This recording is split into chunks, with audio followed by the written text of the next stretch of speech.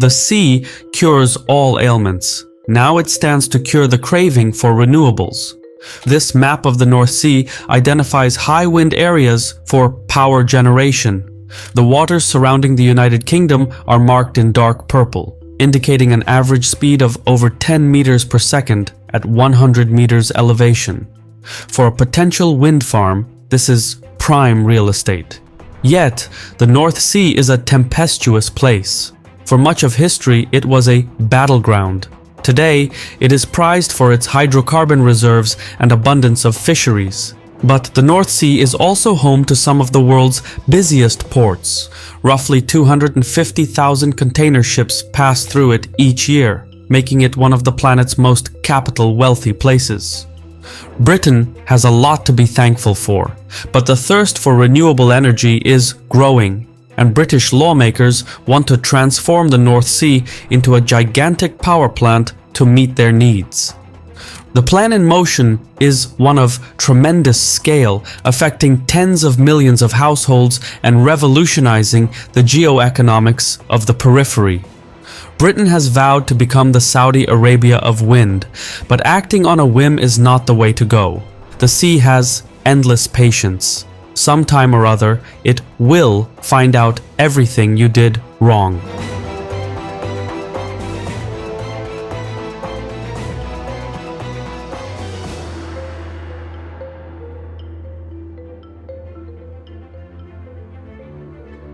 Today's video is sponsored by Enlisted, a new kind of first-person shooter that distinctively combines PvP with PvE combat, available on PC, PlayStation, and Xbox. Enlisted gives you command of a squad of AI soldiers to fight in massive battles with hundreds of targets led by other players. There are multiple campaigns, with each featuring unique weapons, vehicles, and equipment. Campaigns in Enlisted are so diverse that they feel more like individual games.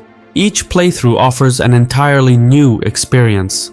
I like to have vehicles in games, and Enlisted has over 100 weapons, tanks, and aircraft, including the Sherman Firefly, the T-34, and more. The arsenal in this game is just massive, and it's made all the better thanks to incredible graphics and attention to detail. Above all else, Enlisted is free, so use my link in the description box. Upon registration, you will get a free bonus pack that includes multiple weapons, soldiers, and a premium account. Enlisted, get it now.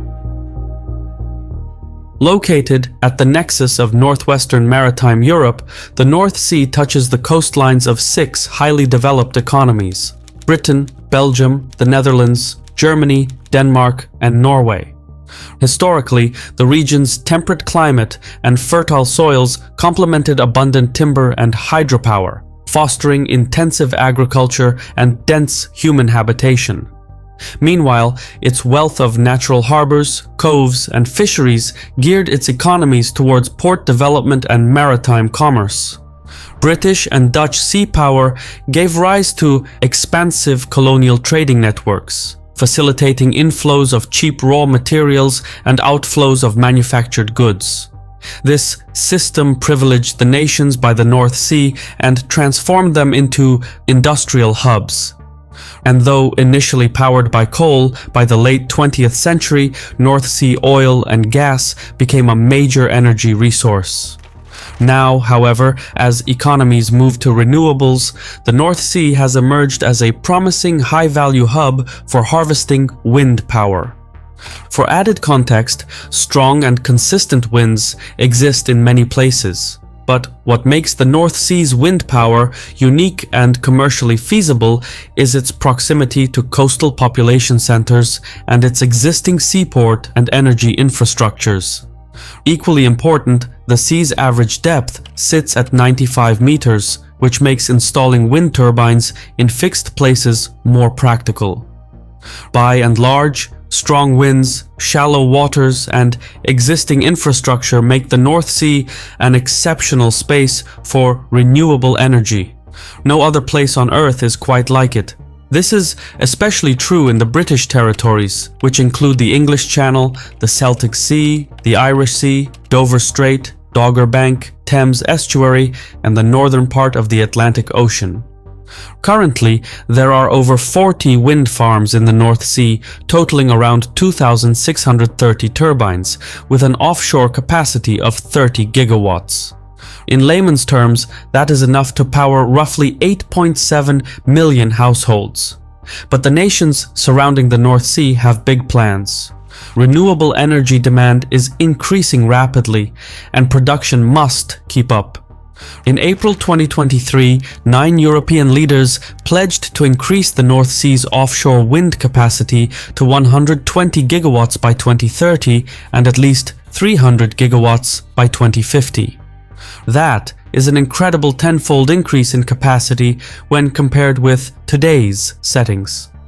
But turning the North Sea into a gigantic power plant is not easy. Technical considerations are plenty.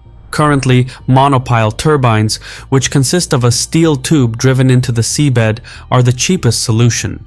Yet, their operation is generally limited to waters shallower than 35 meters depth. Suction bucket structures, meanwhile, use 3 foundation piles, are more stable, and can be used at greater depths, though they are more expensive. Jacket structures are likewise generally costly and are more complex, but are also more hydrodynamic, and some variants are relatively cheap, even compared to monopile turbines. Floating turbines, by contrast, are attached to the seabed by cables or chains, the main types being tension leg platforms, semi-submersible types, and spar buoys varieties. Though monopile wind farms currently have a dominant share of the North Sea, the first floating structures were installed in 2017, and their use will only increase over time as wind farm development wades into deeper waters. Simultaneously, on the surface or just underneath, ocean movements can be harnessed through wave farms. 2 decades ago, the world's first commercial wave power device was installed on the coast of Islay in Scotland and connected to the British national grid. The experiment was a success. Now, the European Union wants to increase the output of wave power to at least 1 gigawatt by 2030 and 40 gigawatts by 2050.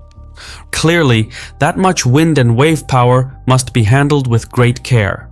Linking the individual domestic wind and wave farms to a common energy grid shared by the regional nations would allow for more efficient energy allocation and improved load sharing. In this, the United Kingdom and the Netherlands look to connect offshore wind between their countries. It's a first-of-its-kind power link where a Dutch offshore wind farm would connect to the British national grid. If successful, it could set a precedent in the North Sea and allow other nearby nations to join the British-Dutch initiative or set up their own energy interconnections altogether. Another concept that could yield results is by way of creating offshore artificial energy islands. Dutch, German, and Danish lawmakers are currently negotiating to construct an artificial island at the point where the territorial waters of the Netherlands, Germany, and Denmark come together in Dogger Bank, just outside the continental shelf of the United Kingdom. Thousands of wind turbines would be placed around the island, and according to a Dutch study, as much as 110 gigawatts of wind energy could be generated at the location. However, while the Europeans negotiate, Britain is years ahead of the game. On the western half of Dogger Bank sits the Dogger Bank Wind Farm. It is a cluster of offshore wind farms that is under construction. Upon completion, it will power up to 6 million homes annually, making it Britain's largest single source of renewable energy.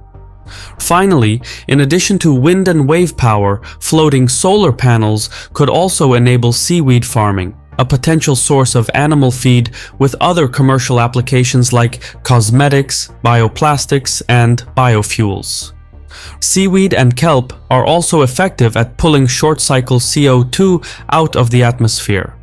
This is because, unlike trees, which release carbon back into the atmosphere once deforested, kelp biomass can sequester CO2 on the seafloor. Likewise, regulatory coherence across different jurisdictions and infrastructure standards will pose a barrier. Cross-border market integration for wind power is widely seen as necessary, but the approval process for such projects can involve multiple authorities, causing delays. Plus, revenue-sharing arrangements between generators and transmission companies will also need to be settled, which could take years. On top of everything, there is Brexit. It complicates British integration into the European energy landscape. Meanwhile, Scottish independence, if it ever comes to that, would make things even more complicated. Scotland's maritime borders are fixed by regulations made under Westminster laws. In the past, Scottish interests have challenged the means used to calculate the border, and hydrocarbon resources in particular have fueled separatism in Edinburgh. Leading up to the 2014 independence referendum, nationalist campaigners noted that although London had collected £300 billion in oil and gas taxes since 1973, 9/10 of that revenue emanated from Scottish territory. So, in the event of a divorce from London, both the maritime border and the split of ocean resources and assets will be open to dispute. But while political disagreements come and go, wind power is not inexhaustible.